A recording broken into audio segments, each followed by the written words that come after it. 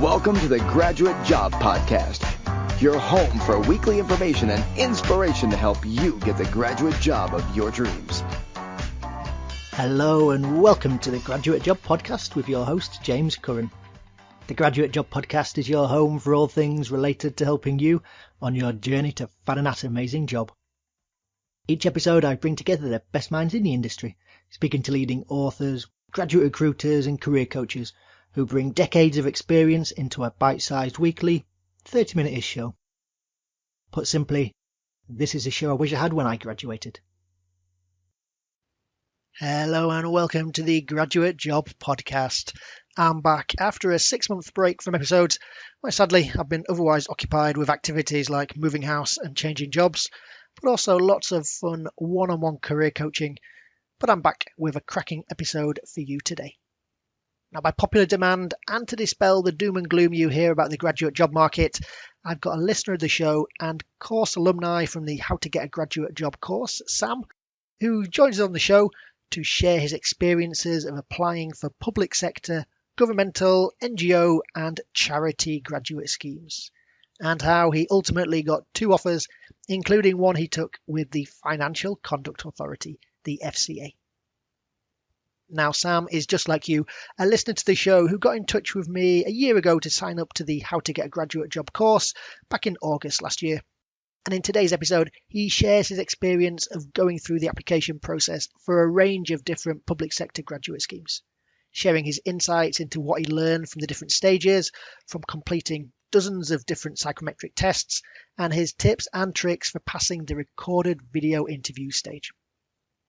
We also deep dive into the assessment centre stage as Sam shares his insights into how you can impress at this final hurdle. As I said, it's an inspiring episode, and if Sam can do it, you can do it too. So strap yourself in and listen to our chat today. Now, the links to the show notes today, including a full transcript you can download, and the links to everything we discuss can be found at graduatejobpodcast.com/Sam. Now, before we start, a quick message from me. If you're interested in getting a graduate job like Sam, follow his footsteps and head to howtogetagraduatejob.com. It worked for him and it will work for you. That's howtogetagraduatejob.com. Okay, on with the show. I'm very pleased to welcome to the show today a listener to the podcast and alumni from the How to Get a Graduate Job course, Sam. Welcome to the Graduate Job Podcast. Hi, thanks for having me. No, thank you for joining us today. Good to get you on the show. And today we're going to explore your journey to getting a graduate job this year. So before we get into your insights and thoughts, do you maybe just want to introduce yourself to listeners, who you are, where you studied, and all that good stuff? Yep. So my name is Sam Killick. I've just completed a 4-year integrated master's at the University of Nottingham, studying international relations and global issues. And that also included a year abroad in my second year to Charles University in Prague. And I've been lucky enough to gain a graduate role at the Financial Conduct Authority starting this autumn. Brilliant, and no luck involved with that. It was entirely deserved. And we're going to explore just how you went about getting that. And just say to listeners, so it's an interesting year. It's been a really busy year for you. So as you said, currently final year of your course at Nottingham Uni, and at the same time, as well as the final year and all the work and dissertations and all that fun stuff, you've also been applying for graduate jobs. So it's been a really busy year for you.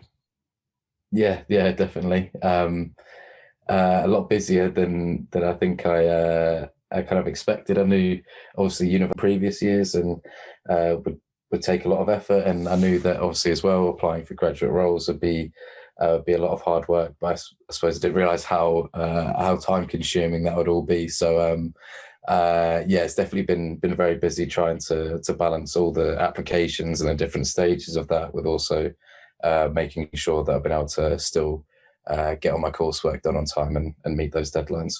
Yeah, and we'll maybe touch on just some of your top tips for how you managed to do that over the course of the interview. But maybe let's start at the beginning. So you mentioned that you've done really well. You've got an offer from a brilliant graduate scheme with the FCA. So let's start then with the application process. What type of companies have you been applying to over the last year? Yes, I've been predominantly applying to roles that have been kind of either in the public sector, so kind of looking at obviously like regulation, things like the FCA, or also things like civil service or local government, but then also looking at roles with charities. Mainly just kind of wanted to go down that route rather than the corporate avenue, because I thought it's a really good way that you can during your work you can actually have a positive impact on other people's lives, and I just really wanted a job that I could kind of like make that positive change. Brilliant. And definitely from other people on the How to Get Graduate Job course as well, who are applying for maybe more corporate stuff, they've had so much more sort of companies and graduate schemes to aim at in terms of the, that regulatory civil service sort of, non-governmental and also governmental schemes. There's not that many of them about, is there? There's a few, of course, but there's no. It's not like if you want to be an accountant and there's 100 different accounting firms you can apply to. I think I'm just looking at your tracker, where we people on the course that we track your distant applications. I think there was 14 in the end that you'd applied to, and we'll touch on some of those as we go through the interview today. But maybe let's jump back in time. Let's jump back to sort of May, June 2021. What made you sort of think about signing up for the How to Get Graduate Job course? Yes, I know that it's obviously a very competitive environment to go into graduate roles, and you find a role that you find interesting, but then you kind of never know how many other people are applying to that. But then kind of especially going into this area, knowing that it is quite limited on the amount of schemes available, that there's always going to be hundreds or thousands of other people that you're up against. So I think kind of going down this other people that you're up against. So I think kind of going down this route and getting and signing up for the course really want to do that, because then kind of hone my skills a bit and gain a greater insight as to kind of like what recruiters are looking for, what each stage might look like, and also having those one-on-one sessions have been able to get like my CV checked or a cover letter checked, or just to make sure that there's no sort of like grammar sort of errors that might have missed, because those things are kind of very crucial and can make yourself stand out, and also having that opportunity to especially getting onto the later stages, be able to practice sort of video interviews and assessment center scenarios, to then just have that confidence to know that you're prepared for everything and nothing will come as a surprise, and then you're age and hopefully progress as much as you can to then get those offers. And obviously I think there's such positive recommendations of the course as well that really motivated me to sign up. Definitely. And listeners, you can link to the other episodes where you can find the previous alumni who've joined us on the show, just like Sam's doing today, over in the show notes, which you can find today over at graduatejobpodcast.com/Sam. And there'll be a full transcript there, which you can download, and links to everything which we discussed today. So let's dive into the application process. So we kicked off the course and did open it up August last year. It'll be opening again the same time this year, where we started working together and getting yourself and I think it was sort of another 5 or 6 other people who sort of the initial people who signed up this year. And we started thinking about just getting everyone prepped and ready for the sort of the pre-application phase, and making sure that everybody was sort of ready for when the applications open come at the beginning of September, and September, October time. And of course, this was more difficult for you, as we mentioned, just with the fact that you were, balancing your university coursework as well. So maybe if we just touch on that, how did you mentioned that it was busy. How did you find it then? Just balancing, trying to get the applications in, getting high quality applications, which is what we focus on in the course, is drilling in the smaller number but high quality, with your reading and coursework and exams and things like that. How did you find that?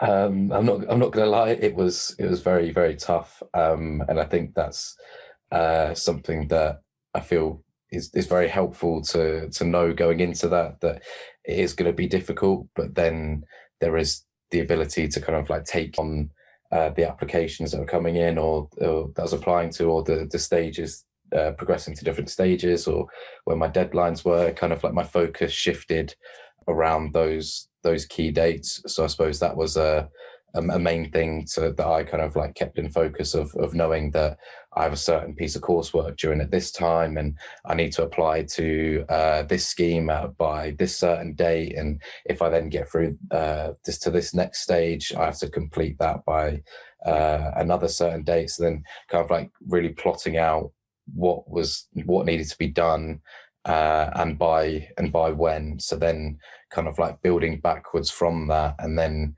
kind of just doing something as simple as making to-do lists of just knowing that, all right, I've got to do this one thing for that application, or I've got to do this reading for that piece of coursework. So then you can kind of like break everything down and then easily monitor that application, or I've got to do this reading for that piece of coursework. So then you can kind of like break everything down and then easily monitor kind of like what you've done, what you're kind of still planning to do, and what you're kind of going to do on the next day, and everything like that. So that really helped to kind of like, set dates and deadlines, and then work back from that with kind of like my own mini deadlines, I suppose, to then make sure that everything stayed on track. And then definitely kind of like doing that and structuring your time well, then I feel that then sets you up to then be able to have that time to like, if it's for submitting a CV or a cover letter, or kind of having the time to go through a test, you've got that time to do those quality checks to make sure that you're really nailing everything and completing everything to that high ability. Definitely. And again, just looking at the tracker, so there was 14 companies you applied to. We've got all the dates in for the deadlines of when they were, and so you knew, as you said, you knew when the deadlines were, when you needed to get them in by, and you could then work through the list, focusing on the most interesting and exciting ones you were interested in first, and then working through the other ones where you want to be less interested in them, but still making sure that you're getting them all in before the deadline, which is always crucial. So let's maybe then work through the different stages of the applications. Of course, initially is that initial application stage. So often these days, so CV, cover letter, or just your basic background information. I think you made it through. You applied to 14. You made it past the this first stage for everybody, so you're doing well there. What are your recollections of this initial stage? What did how did you find it? What did you find difficult with the initial online applications? Yes, I suppose for a lot of the applications that I did, the initial stage, surprisingly, a lot of them, there's only a few, I think, that actually had cover letters, whereas a lot of them were more focused on CVs and kind of then having an initial online test. So I feel focus for that point was just putting together a kind of like a very sound, solid CV as a baseline to then use to then build from that, and kind of like tweak it ever so slightly for each application to make sure that it's suited to kind of like what they're actually looking for and what they're interested in, to make sure that one experience I might have might be more interesting to one employer compared to another one. So kind of like rejigging things or that kind of way of things to then make sure that you really emphasize candidate. And in terms of the online test as well, I think there's definitely something that you were mentioning in the pre-application phase of things, was kind of getting set up and signed up to one of those testing sites early. and making sure that you kind of put in that practice and have that time to really hone your skills on those tests and know the way to beat them, really. Definitely. And some great advice there. So if we just break that down. So with the initial online application, it's just, jumping through the hoops of whatever hoops they want you to jump through, whether it's a CV or cover letter, etc. And then just looking at your CV now, and it was, it's a really strong CV. And again, we worked on that in the course in terms of, bits to put in. Of course, a CV for more government-focused, charity-focused, regulatory type companies is going to be completely different to a government-focused, charity-focused, regulatory type companies is going to be completely different to a CV for, say, an accounting firm, etc. In terms of the stories that you talked about in your experience, and you've got a really broad range of different work experience and things there. So you really brought that to the fore in the CV. Had a nice, really punchy exec summary as well, which worked really well. So I can understand, of course, why you sailed through this initial stage. Onto the online testing stages you mentioned. How did you find that? Was it as you expected? Harder than you expected, or did you have any troubles with the online testing? Yeah, I suppose I didn't really know what to expect going into it. I think I signed up to do the I think it was assessment day was the site that I ended up using as a practice, and kind of I think the first application that I did and kind of getting through to that initial test, I think I kind of underestimated how hard they were. I kind of thought, I've done like one or two practices. This will be a breeze. I'll get through this all right. And then I think for that first application I did, I think that was to the civil service fast stream that I then didn't get through on that online test. But I think from that that really, I feel that was a big learning point of, I actually need to, take these tests more seriously. And I think kind of like going through and having that practice really helped to make sure that, I was confident in doing the test. So yeah, I feel it was, I didn't know what to expect, but I feel in the end kind of building up with it all and gradually getting better and more confident through. Yep. The more tests and applications I did, the more confident I felt. So yeah, definitely kind of like gradually got better and better with that. Definitely. And it's a really good point there. So of course, with your applications, you've only got so much time. So you want to focus on the ones you're really interested in. It's probably best, the listener, don't go for your number one favorite one first, just so that, as Sam said, you can calibrate where you are with an employer who maybe, of course you want to apply to, but if you didn't get it, you wouldn't be completely too upset. Just so that if you find out actually you're nowhere near where you need to be on the online tests, you're not too upset. But looking at the dates, so you applied to the civil service on the 1st of October.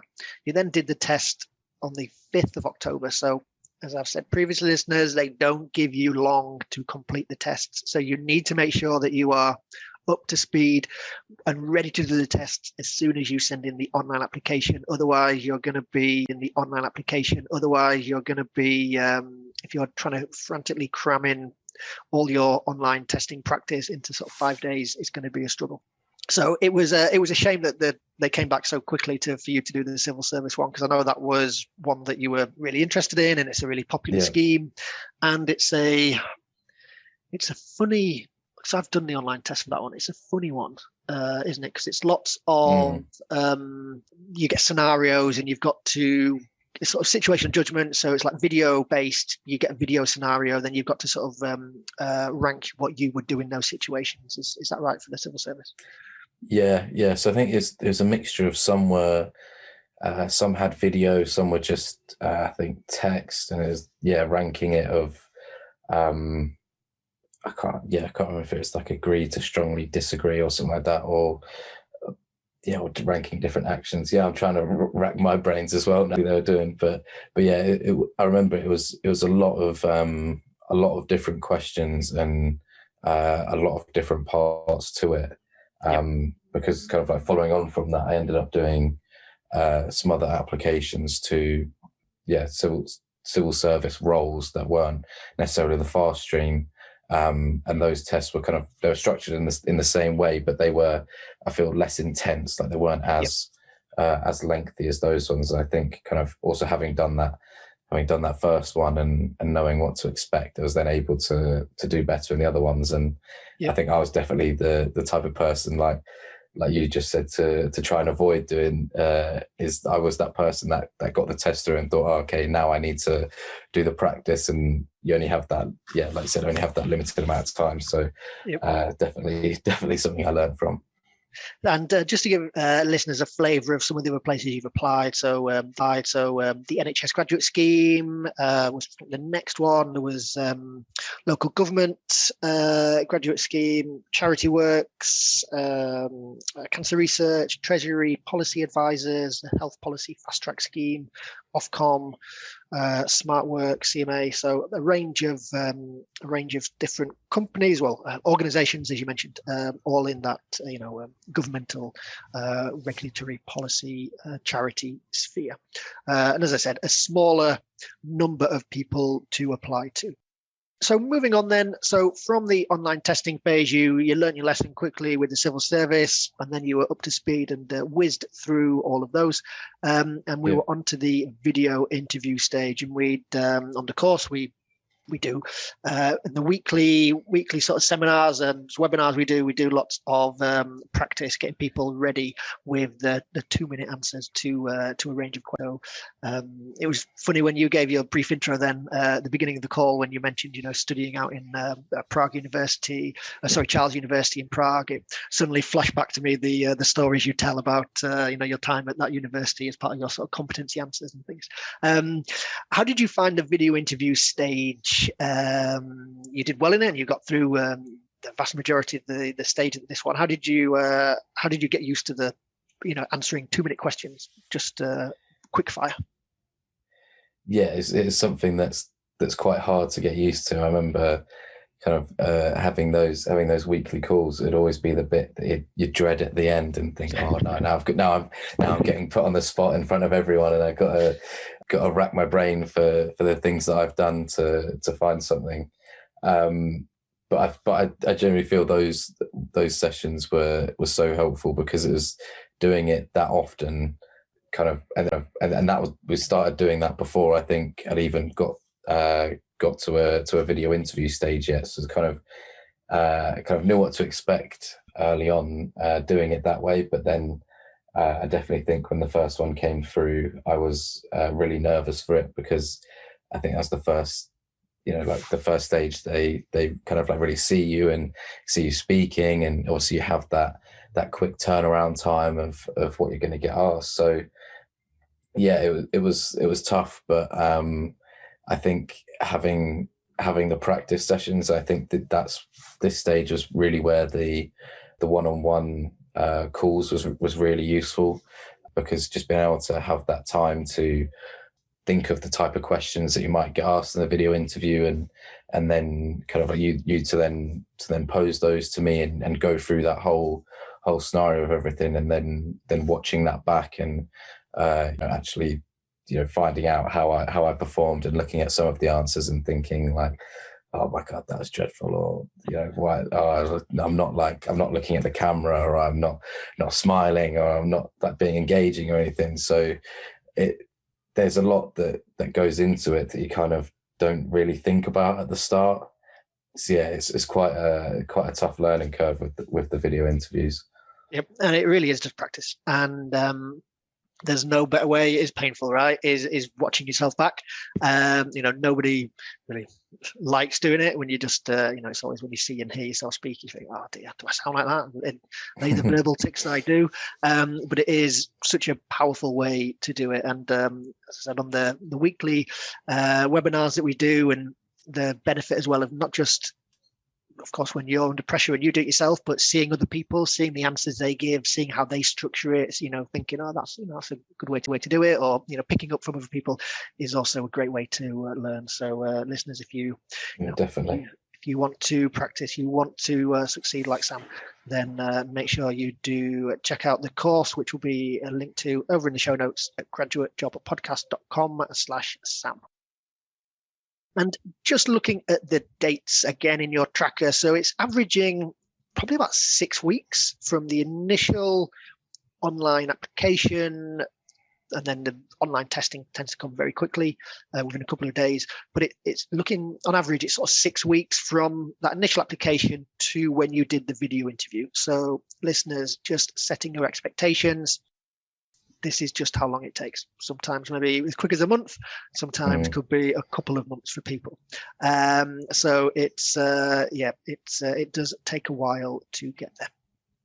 So from the video interview, you impressed and you got through to the assessment, or you started to get the calls back for the assessment centres. But again, looking at the dates, this is on average 2 months later. So video interviews tend to be sort of end of November, beginning of December. The first assessment centre you had was on the 1st of February. So again, don't expect anything to move quickly, right? If you've not heard back, don't worry. It just takes this amount of time. So casting your mind back to the 1st of February and the NHS graduate scheme, do you want to talk us through that one and how that one went? Yeah, so I thought it went quite well. So yeah, I'm trying to think kind of the structure of the day. I think it was running from about 9 o'clock in the morning till maybe like midday or just after midday. And I think included in that was written exercise, a presentation, a group exercise, and then a strengths-based interview. So yeah, that and obviously there was some sort of like introductory talks and things like that kind of included in it all as well. And I thought it was really daunting again, kind of going into that, and because you're seeing that there's all the other people there, and you're thinking about sort of like, how are they going to perform or something like that, and maybe thinking that. But then that's definitely one thing that I remember you mentioned on the course was about, kind of at that stage you're there to kind of like make other people look as good as well. So I suppose that was one thing. But yeah, I thought it was a bit of a mixed bag with the activities. It was quite intense, kind of having to do so much in such a little amount of time, and kind of like the time limits really were quite short. I think it was maybe about like half an hour or so for each, half an hour, 40 minutes for each exercise. I found the written exercise really quite tough because obviously you get sent through like lots of information. You got to try and read it all and make sense of it all and work out what's useful and what's not, and then actually produce something that some form of written piece that's coherent and makes sense. And on that, I kind of just ran out of time a bit on that, so I was disappointed with my performance on that element. But then was quite happy with how I delivered the presentation and faced a few follow-up questions on that. But then that was also tough because, again, got lots of prep material. And I've actually found the group exercise really, really quite enjoyable because, you're getting to meet the other people that are undertaking that assessment centre. And, if you're successful at that time, they'll be the people that you're going to be working with. So it's nice just to have a bit of a chat with them and kind of like working through a problem with them, and then coming up with that final solution. But then I would say I most enjoyed the interview. So yeah, that's all sort of focused on strengths-based questions, much more focused on sort of like how I like to work, or kind of like what I would do in certain situations, rather than focusing on certain competencies. But again, I was really pleased with how that section went. Yep.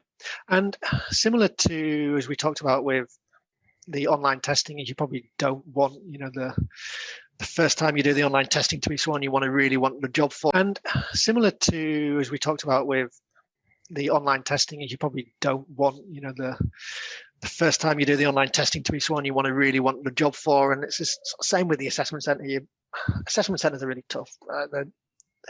They're designed to be tough, and they put you under pressure, and there's so much to the day, and there's so many different parts, and it's non-stop, and it's straight from one to the other.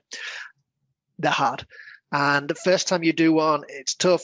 Second time you do one, it gets easier. Third time you do one, it gets even easier. Right. So again, ideal world, you wouldn't get an assessment. Well, you'd have a company, you get through to the assessment centre, and it would be a good learning opportunity, with the recognition that it's easier to get the second or third assessment centre than it is to get the first assessment centre.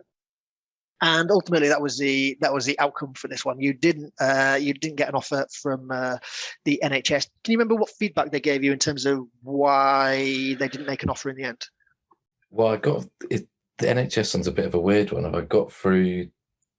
I've was made an offer, but not made an offer. That I got through to a stage where they're kind of like assigning roles, but then it's then at an awkward stage where, because the scheme's so big and it's across the whole country, it's then working out who works where and things like that. So I think potentially just location preference and things like that didn't match up. We'll have to do a disservice. So there was two offers that we can talk about. So this is also one of the things is it a bird in the hand or two in the bush? Do you want to wait for one and where maybe the outcome's not certain, or you've got one which is a firm offer. But that was as well. They only got back to me with that long after such a simple choice to go for the FCA in the first place anyway, because they were my top choice, and it was something that was a very firm offer of this is where you're working, this is when you're starting, everything like that. So it made so much sense. So I suppose that's the disadvantage that some grad schemes run, of releasing their offers at different times. Yep, no, completely. And you do see that with some of the accounting firms, where some of the maybe smaller ones will really be really quick through the process so they can get their offers in first, just in the hope of knowing that they might not be as attractive as a big four, but they get their offers out sometimes before Christmas and hoping that people will just go, yep, cool, take that, happy, and instead of staying in the process for some of the bigger companies.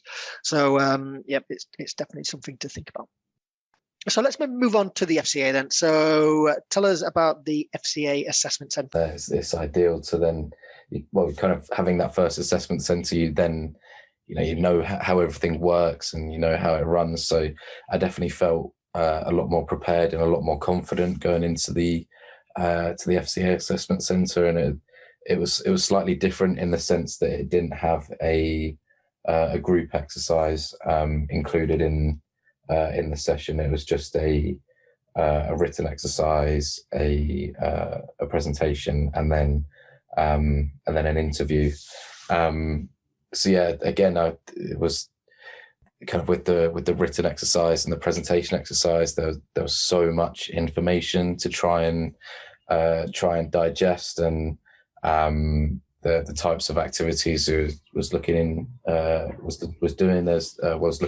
There's a lot of kind of like financial details going into that, and like transactions and things was doing. Was looking into.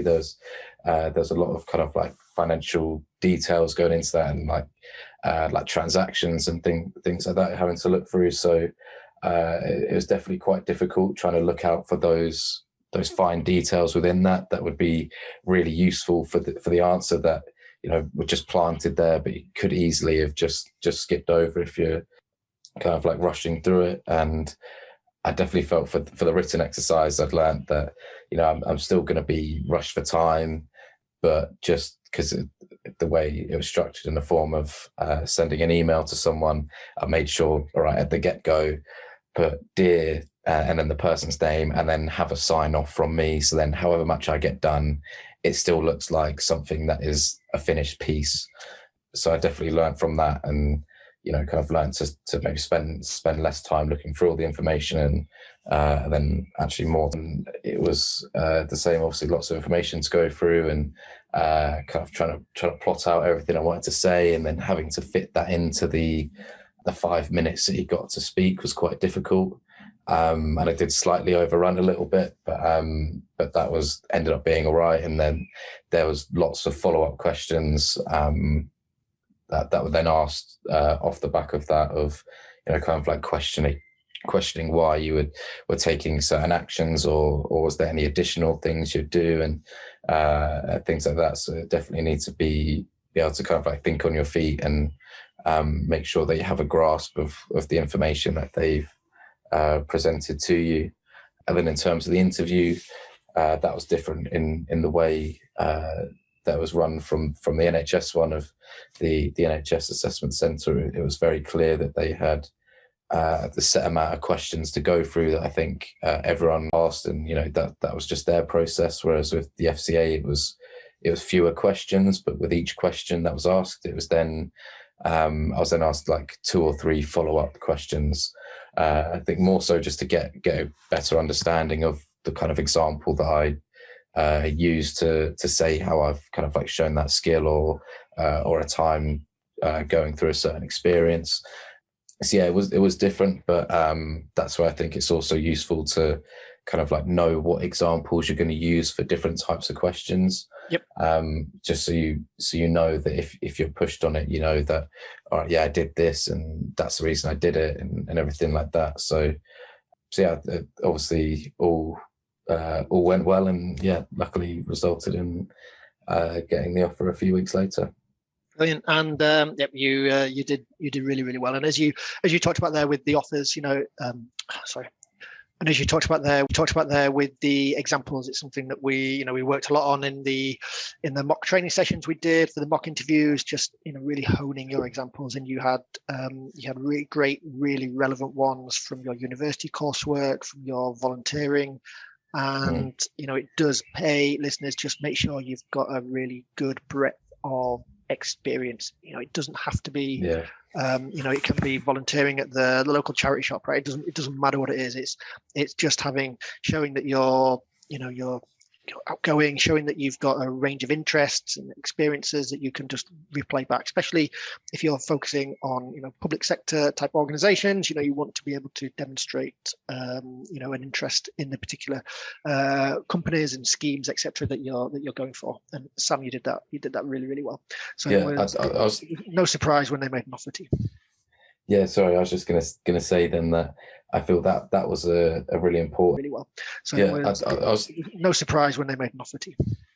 Yeah, sorry, I was just gonna say then that I feel that was a really important thing of having those weekly sessions, and having the one-to-one practice with you as well, was having that range of examples, was because initially I was kind of relying on just using 1 or 2 examples for everything. And obviously, as you and the other people on the course are able to point out in the feedback you gave me, that that can often get a bit repetitive and stuff. So it was really useful to kind of like find that out, and then know that, okay, I'll use for this competency, I'll use a certain example, and make note of which examples I have for which different competencies, and making sure there's a range of them for each, and then there's not that repetition.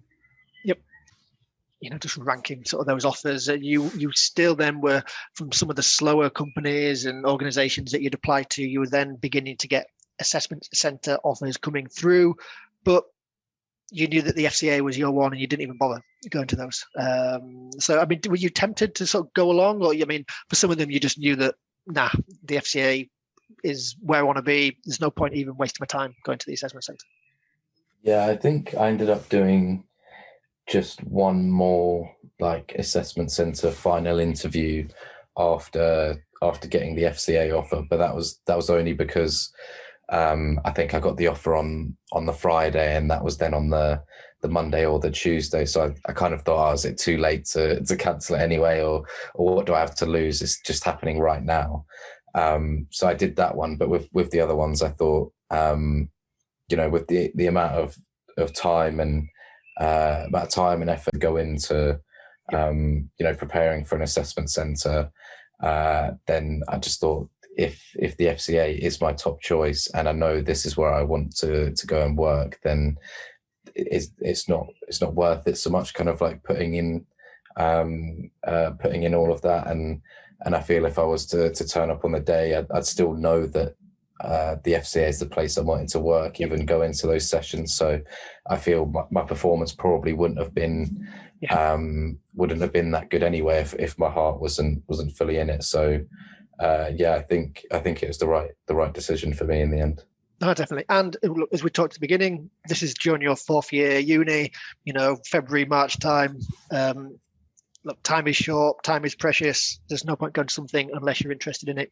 You got the offer that you wanted from the firm you wanted when you initially started applying. So all was great. So, a job well from the firm you wanted when you initially started applying. So all was great. So, a job well done.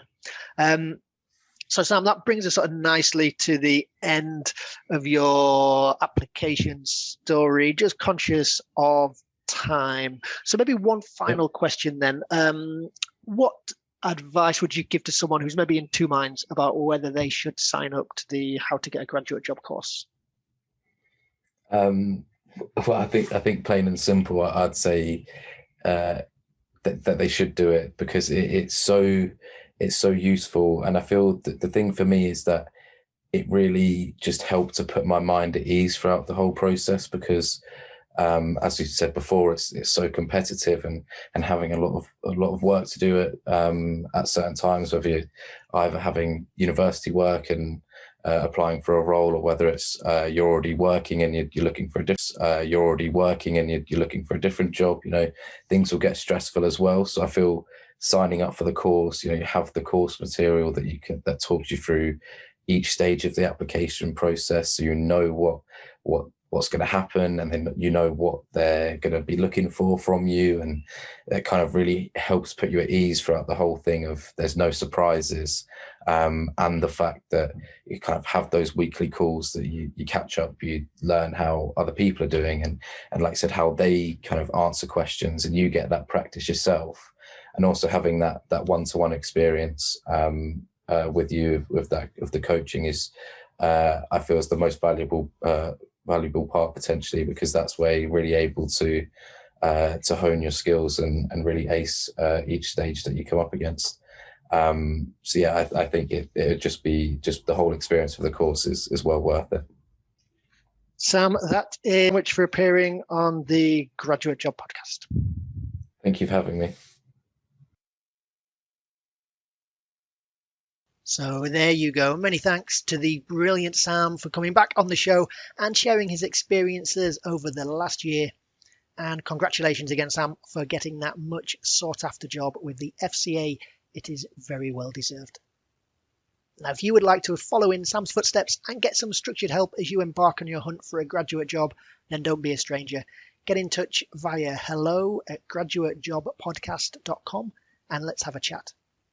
I offer a completely free 30-minute video coaching call where we can go through anything which is on your mind, from help with applications to interviews and everything in between. And now is the time to sign up for the How to Get a Graduate Job course, which Sam signed up for last year and he talked about in the episode today. It worked for him. It worked for the other course. Getting a graduate job doesn't have to be a solo activity, so get some expert help with my course and completely change the way you approach applying for graduate jobs, from the initial application to the video interviews and assessment centre, and all stages in between. Go to howtogetagraduatejob.com to find out more and take advantage of the 4 hours of one-on-one coaching with yours truly that comes with the course if you sign up now. That's howtogetagraduatejob.com. Okay, that's everything from the episode today. Hope you enjoyed it, but more importantly, I hope you use it and apply it. See you next time.